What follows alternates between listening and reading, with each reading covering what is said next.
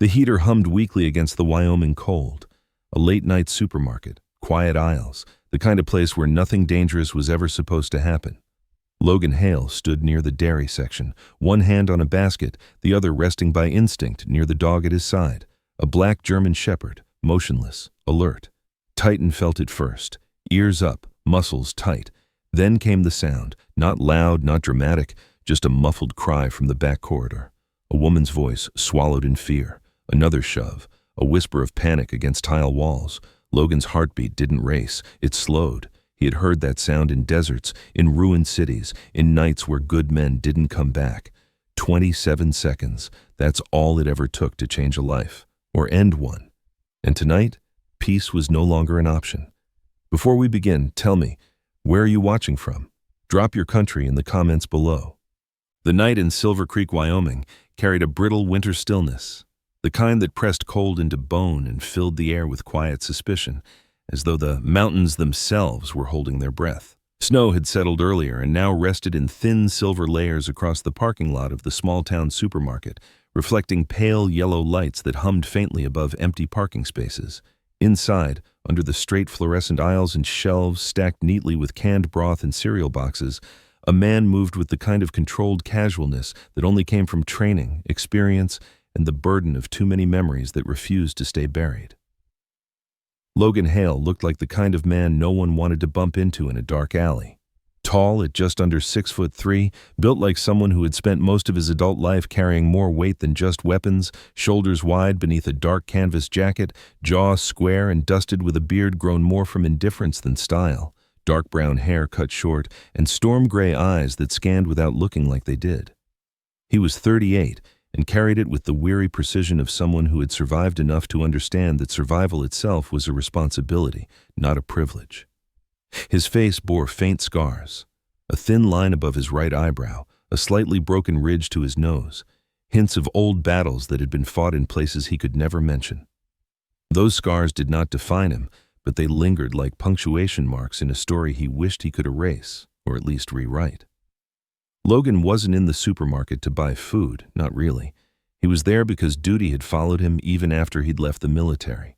A quiet, classified assignment, one that asked him to monitor a suspected courier linked to an internal leak investigation. Observe. Report. Do not intervene unless threatened. A clean mission, anonymous, simple. But nothing was ever simple. Beside Logan walked Titan, not behind, beside. Titan moved like a whisper of shadow, a German shepherd as black as midnight oil, weighing nearly 90 pounds, with intelligent amber eyes and scarred forelegs that spoke of training rigs, bite sleeves, broken glass, and combat zones where lives were decided in seconds.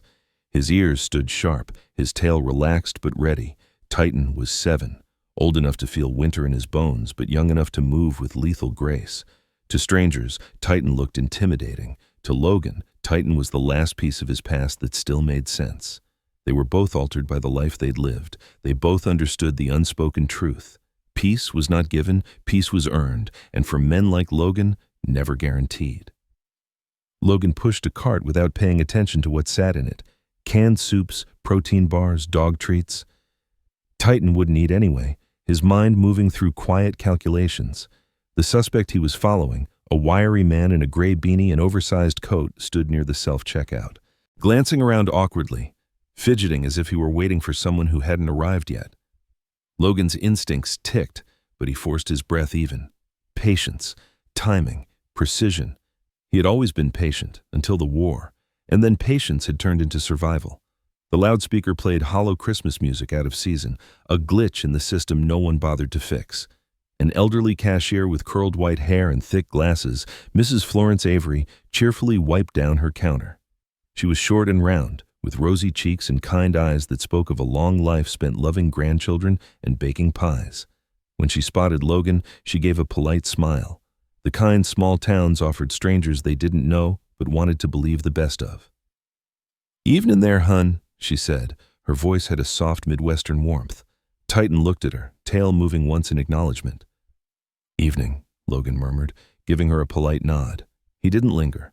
Politeness was a habit he forced. Social warmth was not natural anymore. War and secrecy had sandpapered the softness out of him. Or maybe it had never been there. Before he left the service, a teammate once told him, "You don't break, Hale, you just get colder." Titan nudged Logan's thigh, a silent check-in. Logan's fingers brushed Titan's head briefly, grounding, familiar, stable. The world could tilt, but Titan was constant. The suspect in the gray beanie moved again, pulling his phone out, checking over his shoulder. Logan's eyes narrowed. Too jittery, too much sweat for a cold night. Something was wrong, but not the wrong Logan anticipated. Then it happened. Not a bang, not a crash, but a muffled cry. The kind of sound only someone who had heard fear before would recognize. A woman's voice, cut off fast. Logan's pulse didn't spike, not outwardly, but a switch inside him flipped with brutal clarity. Titan froze, ears pointed sharply toward the back corridor near the deli. Another sound, bodies struggling, a hand smacking wall tile, a breath that wasn't consent. Logan did not think about rules or missions or the chain of command that no longer technically existed for him. He simply moved. "Stay," he whispered. Titan stayed only because he trusted Logan more than instinct itself. "Then with me." Titan flowed forward silently, muscle and obedience fused into lethal focus. They turned the corner toward the restrooms. The hallway lighting flickered slightly, a faint hum echoing off yellow walls and concrete floors. Logan's boots made no sound. Titan's claws clicked once, quiet and controlled. The sound came again, a suppressed whimper, a stifled breath, and then a voice, rough, male, angry. "Don't fight!" Logan's vision sharpened to a narrow tunnel. The air thickened. The mission file, the courier, the stakeout, gone. Only one command remained in his mind. No one gets left behind. He spoke softly, voice steady as an ancient oath. "Titan, on me." Titan lowered his head, body tensing like drawn steel. Logan pushed open the restroom door, not with panic, but with precision, with the deliberate calm of a man who had killed before and prayed never to again. And what he saw inside changed everything. The mirror on the restroom wall trembled slightly as the door swung open.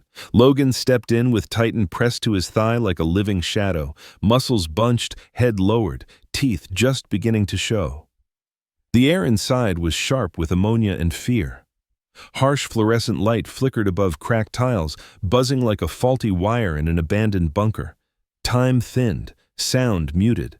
Logan didn't hear the grocery store anymore. No cash register beeps, no dull pop songs.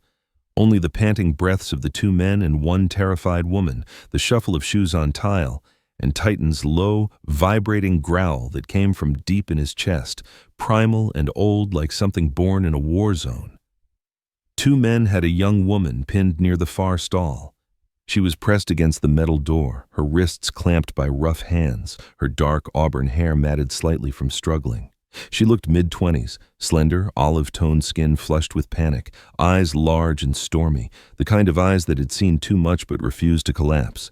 She was dressed in a simple white blouse and navy slacks, clothes of someone normal, someone who should have been living an ordinary life. But nothing about her trembling breath felt ordinary. The man on her left was built like a street brawler who had never survived a gym membership. Thick arms, doughy torso, shaved head reflecting the buzz of light above. His nose was wide and crooked, like it had been broken multiple times and never healed right. His jaw was dusted with patchy stubble. Rage, not fear, burned in his eyes, the rage of someone who enjoyed hurting more than breathing. The taller one behind her had a leaner frame, wiry muscle beneath a black hoodie, blonde hair greasy and tied back in a short tail, sharp cheekbones, eyes like a snake sizing prey. He wore a thin silver chain and had a scar on his left eyebrow, long and curved, like someone once sliced him just to silence him. Both men snapped their attention toward Logan. And then Titan launched. It was not a bark, it was not a warning, it was nature reclaiming the right to defend the weak. The black shepherd struck the blonde attacker first, teeth latching to his forearm with bone-piercing force. The man screamed, a high, broken sound, as Titan twisted and yanked him away from the woman. She gasped, stumbling forward, as Logan closed the distance in 3 controlled steps. His right forearm slammed into the thick man's throat, forcing him backward into the sink counter. Instinct, discipline, training. They fused, clean and without hesitation. The first man clawed at Logan's sleeve. Logan gripped his wrist, turned his hips, and wrenched. Ligaments popped like twigs in winter. The attacker collapsed with a guttural noise, clutching his arm, gasping like someone drowning on dry land. Titan dragged the second man onto the floor, teeth still buried in flesh. Blood smeared on tile like dark paint, and the blond man tried swinging at Titan's head with his free hand. But Titan jerked back and rebit higher, closer to the shoulder, brutal and precise. "Out!" Logan barked, voice sharp enough to cut. Titan released instantly, stepping back to heel position, lips still curled in a snarl. Logan kicked the blond man's knife away. It skidded under a sink, then planted his boot on the attacker's chest, pinning him. "Move and you stop breathing," Logan said quietly. Not anger, ice, calm, the tone of a man who had issued the same warning on foreign soil, under skies that bled fire. The woman slid down to the floor, hugging her arms around herself. She wasn't screaming. She was too far past that. She inhaled fast, shaky breaths like each one fought gravity. Logan knelt to remove the scarf that had been stuffed partly into her mouth. Her voice broke when she spoke. Thank you. You're safe," Logan said, though he wasn't sure if that was true anymore. His senses read the silent room, no footsteps outside, no alarms, just the quiet buzz of the light and the slowing sobs of the woman. For 27 seconds, the world narrowed to violence, and then it widened back to fragility. The woman wiped her mouth with trembling fingers. They were going to, they said. She couldn't finish. Logan had seen that look before. Hostages, refugees, kids in war zones, people right before everything inside them goes quiet forever. "What's your name?" Logan asked. "Ava," she whispered. "Ava Bennett." Logan's muscles tightened. Bennett, the courier name in his mission file, was Bennett, but the person he had been sent to watch was male. Ava looked at him fully now, and her eyes were not just frightened, they were burdened, knowing. "They killed my father," she said, throat tightening. He worked in data security for a government contractor. He found files he wasn't supposed to find. He tried to report them, and they killed him. Then they came for me. Logan recognized the tone, grief sharpened by betrayal. "Who?" he asked. She hesitated. Fear flickered again. Black Lantern. The name hit Logan like a physical blow in the chest, not spoken often, not openly. A covert division gone wrong, a rumor whispered among special units, a specter among intelligence circles, a faction buried inside government walls, long thought dissolved. If Ava was right, they weren't gone. They were cleaning house. And now Logan had broken the one rule he still followed: stay invisible, stay uninvolved. Titan pressed close to his knee, hackles still up, breathing heavy through flared nostrils. Logan rubbed Titan's head once, grounding both of them. Ava looked at Titan, swallowing fear, voice barely audible. "Is he going to bite me too?" Titan's ears flicked. Logan shook his head. "No, he knows the difference." A faint sound cut through the silence, the squeak of shoes outside the hallway. Not hurried, not chaotic, slow, deliberate. Steps, male, heavy, confident. Logan's pulse didn't jump, but his mind locked into combat awareness. He gestured quickly to Ava. "Stay behind me, don't make a sound." She nodded, crawling to the corner beside the sinks. Titan turned his head toward the doorway, silent again, tail stiff, like a loaded weapon waiting for command. The doorknob moved, just a whisper. Logan shifted his stance, placing himself between danger and the terrified woman. His voice returned to the place it lived in the past, deep, steady, emotionless enough to scare even the dark. "Titan," he breathed, barely more than air. Titan lowered even further, ready. The door began to open, and Logan knew one thing with absolute clarity.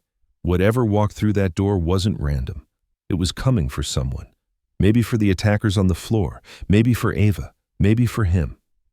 Either way, everything had changed in 27 seconds, and peace, once again, was no longer an option. The door creaked wider. A shadow entered. Footsteps hesitated, too late to turn back. The storm had found him. The restroom door eased open with the soft scrape of metal on metal, and Logan shifted his weight forward, one hand subtly lowering toward his holster, though he already knew he would rely more on muscle and instinct than iron. Titan's body was still, tail rigid, amber eyes locked ahead like molten steel waiting to be unleashed. A man stepped through the doorway. Tall, late 40s perhaps, with a trim military build and the posture of someone trained to stand straight, even when life had forced him to bend. He wore a dark parka over tactical clothing, the coat unzipped slightly, revealing a holster and matte black sidearm. His face was weathered, angular jawline covered in neat short stubble, more salt than pepper, and crow's feet etched deep into the corners of his eyes, suggesting both laughter once long ago and a lifetime of vigilance afterward. His hair was cropped regulation tight, steel gray, and his skin held the rugged tone of someone who had known overseas sun and harsh climates. But his eyes, icy blue, steady, cold, belonged to someone who had seen too much and, worse, justified every moment of it. He lifted his hands slowly, palms forward. "Easy," he murmured, voice smooth but firm, layered with a restrained authority that suggested command experience. "I'm not here to fight." His tone sounded trained, not calming, but controlling. Logan didn't trust it for a heartbeat. "Step back," Logan replied, voice low but lethal calm, like a man who didn't need to shout to be dangerous. Titan's growl deepened, rumbling like distant thunder beneath Logan's words. The stranger's eyes flicked down at the two subdued attackers on the floor, then to Ava, trembling in the corner. He studied fast, too fast, the way only someone with field experience could. "You did this," he said, not a question. Logan didn't answer. He didn't need to. The man nodded faintly, as if confirming what he already knew. "Black Lantern isn't going to let this go." Logan's stare hardened. "Who are you?" The man hesitated a beat, then answered, "Someone who's been trying to stop them for a long time." He pulled a small leather badge wallet from his jacket, movement slow, practiced. He opened it just enough for Logan to glimpse a shield, the edges worn, the inset photo slightly faded. "Name's Reddick, Samuel Reddick." The badge, real or remarkably convincing. His look, controlled, unreadable. His voice, the weary cadence of someone who'd made choices he wishes he hadn't. But his eyes held something darker. A shadowed grief and the hardened steel of someone who had stayed alive because conscience had no place in the world he walked. Reddick lowered his voice. "We need to move. They'll send another team." "How do you know?" Logan asked. Reddick held Logan's gaze. "Because I used to be them." A shudder ran down Ava's spine. She wrapped her arms tight across herself, as if trying to hold her fear in place. Titan's ears pinned back, reading the tension. Logan didn't blink. "Turn around, slowly." Reddick obeyed. No fear, no defiance, just acceptance, like a man who had been judged many times and no longer cared what the verdict would be. There was a scar behind his right ear, surgical straight, an old comm implant extraction scar, not a battlefield wound. Logan clocked it. Former covert unit, government ops, not someone to dismiss, not someone to trust. "If you're smart," Reddick continued as he turned back, "you'll take her and run, now." "And you?" Logan asked. "I'll buy you time." Ava's voice cracked as she whispered, "Why help us?" His jaw worked once, like answering uncoiled something knotted deep inside him. "Because I couldn't save someone last time." The words hung heavy. Logan considered. There was truth in that tone, haunted truth, truth like broken vows and dead teammates. Logan knew that voice because once it was his own. Outside, the store door chimed faintly. Then silence. Then the soft crunch of snow under synchronized boots approached. Multiple sets, disciplined cadence. Titan snapped his head toward the sound. Logan's pulse stayed steady, but his mind sharpened like a blade just drawn. "Move," Logan ordered Ava. She stumbled to her feet, adrenaline shaking through her body, face pale beneath fluorescent lights. "Titan, heel." Titan obeyed, though every muscle begged to spring into battle. Reddick inhaled once, bracing. "Back exit, north side, silver pickup with snow chains. Yours?" "Yeah, good." "If you follow us," Logan warned, "we're enemies." Reddick gave half a nod, a ghost of a sad smile. "Already have enough enemies. Go." Logan didn't say thank you. Gratitude in this world was a luxury and a trap, but the brief flicker in his eyes said enough. They slipped out the employee door at the rear, breath steaming in the cold. Snow fell in thin diagonal slashes, the wind cutting sharp across the lot. The parking lights cast long, eerie shadows against the white, each step crunching into the silence. The air tasted metallic, like a storm brewing in steel.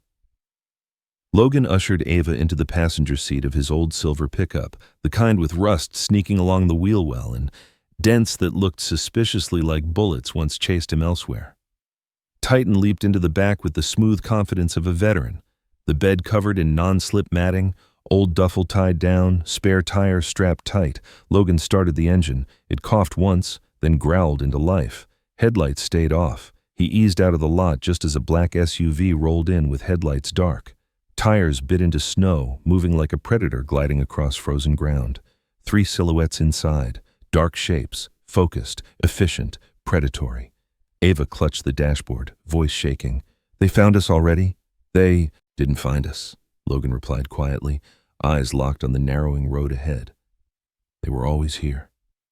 As he pulled away, the SUV slowed, then turned, slowly, methodically, like a wolf catching a scent. Snow swirled behind Logan's tires as he guided the truck toward the tree-lined road outside town. Visibility dim, but his instincts sharper than any headlight beam. Behind them, the SUV rolled in the same direction, silent. No headlights, only hunger. Titan stood in the back, paws braced, breath frosting in the wind, gaze fixed on the threat behind like a sentinel sworn to protect his last remaining family. Ava looked back, tears freezing on her lashes. "Logan, what do we do?"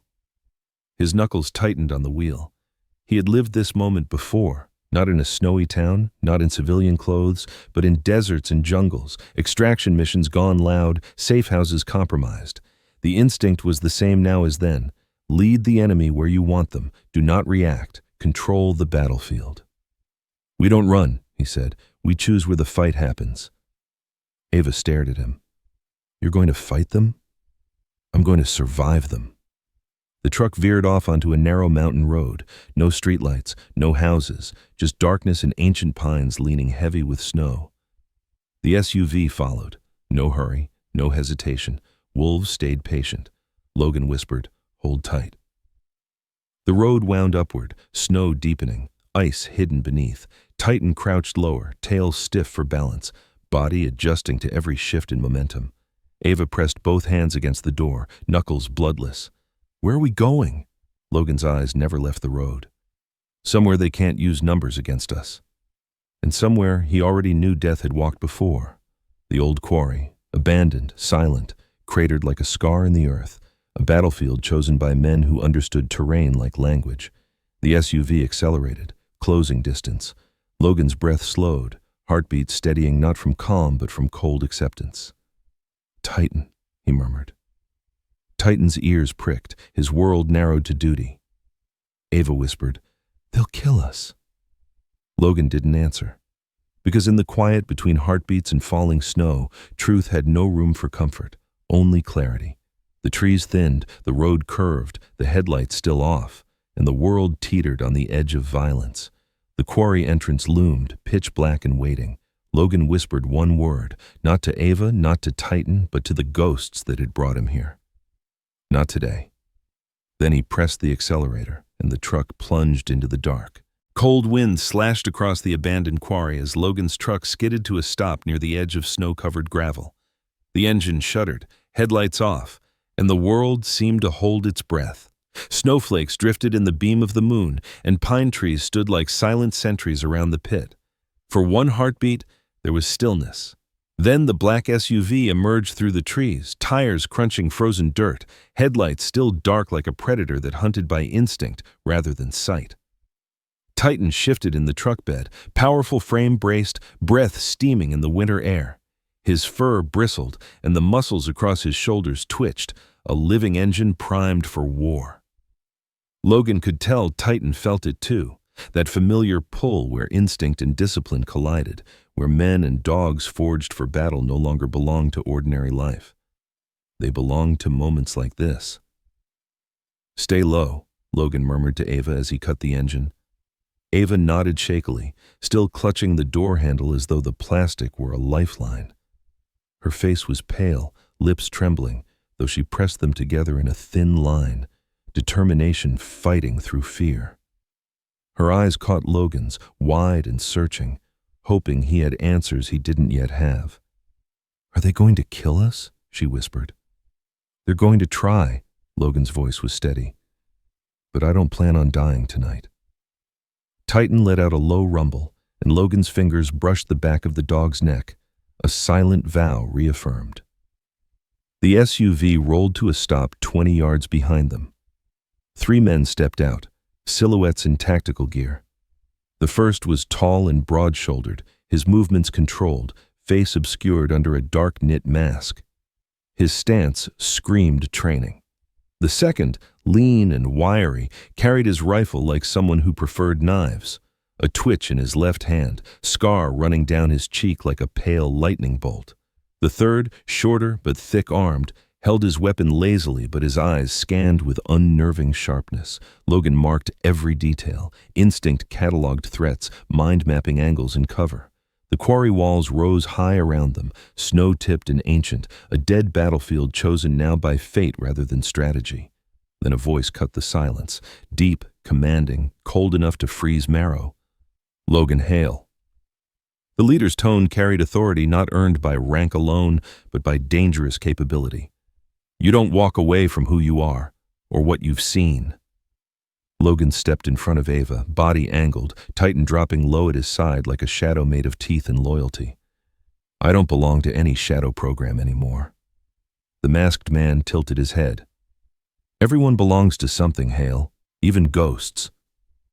Suddenly, lights exploded across the quarry, red and blue strobes cutting through the dark. Sirens wailed in the distance, growing louder. The black SUV squad turned sharply, startled not by police, but the wrong lights. Federal lights. FBI vehicles burst through the tree line, tires throwing snow, armored black SUVs sliding into defensive formation. Flashlights and rifle lasers snapped on. "FBI!" a voice boomed. "Drop your weapons, now!" For a moment, chaos hovered. 3 assassins tense, Logan still, Titan on the brink of exploding forward. Then the masked man signaled subtly, and the assassins melted back into the dark tree line like wraiths. They didn't run, they disappeared. Professionals, ghosts vanishing into forest shadow. Logan didn't chase, not because he feared them, but because there was something colder behind their retreat. They wanted him alive, for now. A door slammed, boot crunches approached, a figure strode forward. Tall, shoulders squared beneath a dark tactical coat, hair black and clipped tight, jaw defined, clean-shaven but worn down by years of bureaucracy and field work. His gaze was sharp, hawk-sharp, and lines carved beneath his eyes told of nights spent hunting monsters in suits instead of deserts. His name was Special Agent Michael Morrison, early 40s, with olive skin, intense brown eyes, and the rigid calm of someone who had seen the government's underside and remained loyal to the idea of justice even as the machinery rotted around him. Logan recognized him immediately, not by badge, but by memory. A dusty street in Afghanistan, an ambush, an inexperienced liaison analyst cowering behind a crumbling wall while bullets shredded the air. Logan dragging him to safety by the collar. "You still look like an accountant," Logan muttered under his breath. Morrison's mouth twitched in a humorless ghost of a smile. "And you still look like someone who doesn't follow orders." Titan steadied near Logan's leg, tail stiff, amber eyes locked on agents fanning outward, guns lowered, slowly, respectfully. Morrison stopped a few feet away, hands open in truce. "Logan Hale, you picked a hell of a night to break cover." Ava stepped forward shakily. "They killed my father. They tried to kill me. Morrison held up a hand, not dismissive, but steadying. "Miss Bennett, you're safe now. You're under federal protection." Logan didn't relax. "You think they care about federal lines?" Morrison exhaled once, heavy. "No, but it slows them down." He looked at Logan, expression tight. "You just stepped into a war you didn't know existed." "I know enough." "Not enough," Morrison replied. "Black Lantern doesn't just clean house. They rewrite history. They choose who's remembered and who vanishes." Agents moved in to secure the scene. One, a younger man with sandy hair and freckles, approached cautiously. His nameplate read, Carter, early 20s, shaky on his feet not from cold but adrenaline, rifle held too tight. A kid trying hard to look like steel. Logan recognized the look. First time seeing shadows move in the real world. Titan studied Carter, tail low, deciding whether the stranger was threat or child. Watch the dog, Carter whispered to a colleague. He's not a dog, the colleague murmured. He's something else. Titan's ears flicked as if he understood. Morrison gestured toward his vehicle.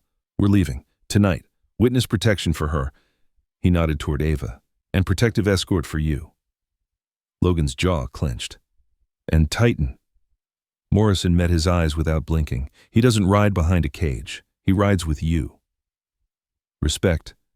Earned, not granted. Ava shivered, snow clinging to her lashes. Will we ever go back? Morrison didn't lie. Not the lives you knew, but you'll live. Logan opened the truck door for Titan. The shepherd jumped in, resting his head immediately on Logan's knee once Logan sat. Familiar weight, familiar trust. As Morrison closed the SUV door, the quarry lights flickered across Logan's scarred face. Soldier, exile, reluctant protector.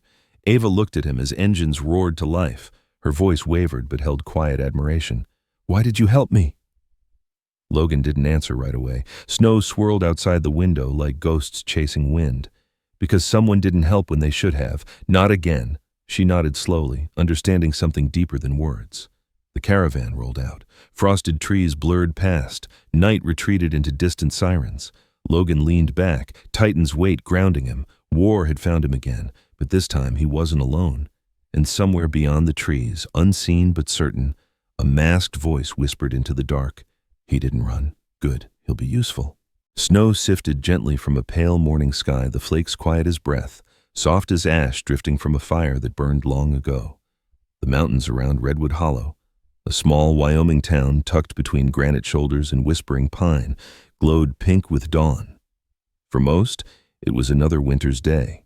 For Logan Hale, it was proof that peace, when finally earned, felt less like a gift and more like a battle scar he wore on the inside. 2 years had passed since the quarry, since flashing red-blue lights carved his fate in ice. The government paperwork, false names, relocations, interviews, all of it faded behind him. Now he was Evan Ross, home repair contractor, quiet neighbor, the guy who fixed roofs faster than he fixed his own trust issues. He lived in a modest cedar cabin with a slanted porch, perched at the tree line of the valley. No framed medals on the walls, no racks of weapons, just tools, old boots, and the smell of pine sap and coffee. Titan lay stretched beside him on the porch, head resting on Logan's boot, breath steaming gently.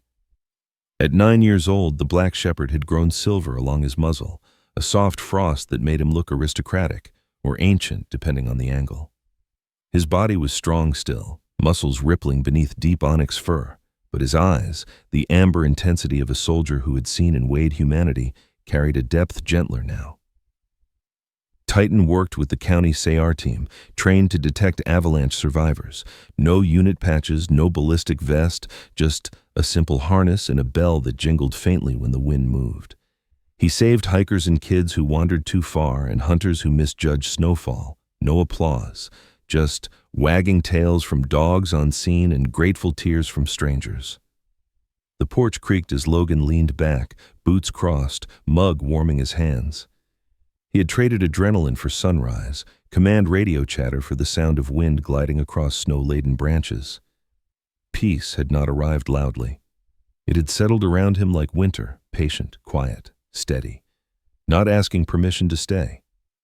And yet, he knew peace was never guaranteed, only fought for, then guarded like a frail flame. Far down the valley, a plow rumbled along the road, clearing last night's snowfall.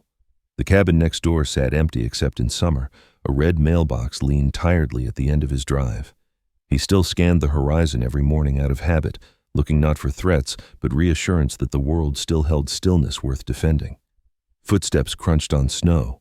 A woman approached the porch, bundled in a thick slate coat with fur lining, her dark auburn hair pulled into a loose braid that fell over her shoulder.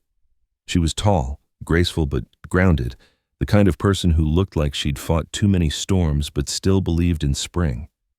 Dr. Elise Miles, the town veterinarian, mid-30s, Warm, hazel green eyes, freckles across her cheekbones, and a subtle strength in her posture. She had the air of someone who cared deeply for fragile lives yet carried secrets of her own. A soft trauma sat behind her voice. She had once worked with rescue dogs in wildfire zones and lost 3 canine partners in one brutal summer. Logan never asked for more, and she never volunteered. They understood each other's silences. "Morning," Elise said, breath curling in front of her. She held a thermos and a brown paper bag. "Brought cinnamon rolls, real ones, not the frozen kind you keep buying like a criminal." Logan smirked faintly, though warmth touched his stony expression. "Thanks. Titan threatened to report me for inadequate breakfast provisions anyway." Titan thumped his tail, huffed like he approved of her arrival. Elise knelt, ruffling Titan's neck with practiced affection. "How's my favorite avalanche hero?" Titan leaned his weight into her, eyes half-lidded. Their bond was easy. Animals trusted Elise the way soldiers trusted armor. Another door shut. This one from the town road. "Hey, there he is! The legend!" Ben Calloway jogged up, a stocky man in his late 40s with sun-reddened skin, salt and pepper beard, and a wide grin that never seemed to fully leave, even when life tested him. He headed the search and rescue team, former smoke jumper, once broken by a wildfire collapse that killed 2 teammates. Instead of letting it destroy him, Ben rebuilt his life here, carrying humor and leadership like armor. He waved a clipboard. "We're running a mountain drill later. Need our miracle dog." Titan lifted his head proudly. Ben winked. "And you too, Logan, although between us, Titan's the real draw." Logan nodded. "We'll be there." His voice was steady, neither overly warm nor distant, a man who had decided to participate in life, even if he still walked cautiously through it. Ben clapped his shoulder gently and jogged back toward his truck. Elise stood, thermos steaming between her hands. "You ever get tired of being everyone's quiet hero?" she teased softly. Logan's gaze drifted over the valley, snow glittering like powdered glass. "I get tired," he murmured, "but not of this." The wind brushed their coats. Somewhere in the woods, a lone crow called. Elise sat beside him on the porch rail. They drank in silence, steam curling between them like a truce with the world. Titan rested, eyelids fluttering, tail brushing Logan's boot in slow motions. Peace embodied in fur and loyalty. Logan glanced down at Titan, thumb brushing the dog's ear. "We kept our promise to the past," he said quietly, almost to himself. Titan exhaled, deep and calm, as if agreeing. Peace wasn't a gift. It was a battlefield won, ridge by ridge, scar by scar. The valley woke. Smoke rose from distant chimneys. Snow crystals sparkled like tiny suns. Peace, Logan realized, came not when the world stopped hunting you, but when you stopped running from who you had become. Titan shifted, pressing his head more firmly against his leg. No bells rang, no alarms, just breath, warmth, and the steadiness of a life reclaimed inch by stubborn inch. A soft smile ghosted across Logan's face. "We did all right, boy." Titan closed his eyes. The world was quiet, perfectly, stubbornly quiet, and peace, fragile, earned, stubborn as mountain roots, held. Some battles are fought where no one else can see, in our minds, in our hearts, in the long, sleepless nights. And there are warriors who no longer wear uniforms, yet every day they fight to keep goodness alive in this world. Like Logan, we don't need weapons or orders to be strong. Sometimes strength comes from standing back up one more time, from choosing what is right even when no one is watching. Peace doesn't fall like a miracle. It comes from faith, from a steadfast heart, and sometimes from the quiet guiding hand of God. For sometimes, God does not calm the storm right away. Instead, He gives us strength to walk through it. And when we stay true, when we refuse to give up, peace will come. Not as a random gift, but as the reward of those who endure. In everyday moments, when we step out the door, hold our loved ones close, work, care, forgive, God is there. He is present in the warmth of a loyal companion, in the stillness of a morning sunrise, in every small step we take to be kinder than we were yesterday. If this story touched your heart, leave a comment, share it with someone who needs hope, and subscribe so you never miss a story about courage, love, and faith. May God bless you, your family, and everyone you hold dear. May He give you strength to overcome hardships, hope in the storm, and the peace that only the brave ever truly earn. God is with you, always.